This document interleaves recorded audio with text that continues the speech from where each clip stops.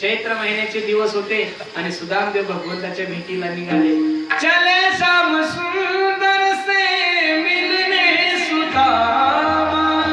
पण जाता जाता सुदामदेवाची परिस्थिती अशी झाली, भूक लगती है, प्यास लगती है, जिंदगी अब उदास लगती है, कैसे आऊं तेरी द्वारिका, आस भी अब उदास लगती है.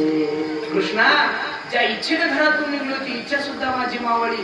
भगवंताने सुदामदेवाला मूर्छा अवस्थेमधून उचललं आणि कुठे नेऊन सोडलं? द्वारकेमध्ये नेऊन सोडलं. ऐका माय बापांनो, जगाच्या मालकाने सुदामदेवाची परिस्थिती पाहिल्यानंतर जगाचा मालक रडायला लागला.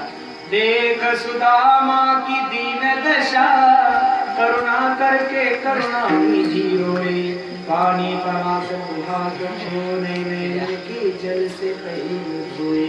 अरे तुम्ही आणि देवासाठी रडतो, यात काय नवले, आपला स्वभावच रड काय.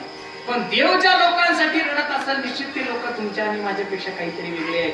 जगाचा मालक सोन्याच्या सिंहासनावर सुदामदेवाला बसवलंय आणि सुदामदेवाच्या पायातले काटे जगाचा मालक काढत आहे. हे दृश्य ज्यावेळेस रुक्मिणी आई साहेबांनी पाहिलं, त्यावेळेस रुक्मिणी आई साहेब म्हणतात, किमनेन कृतं पुण्यम महुदुदेन भिक्षुणाम स्त्रियाहीनेन लोकेस्मिन् गृहीतान धमेन च. काय भाग्यवान महात्मा असेल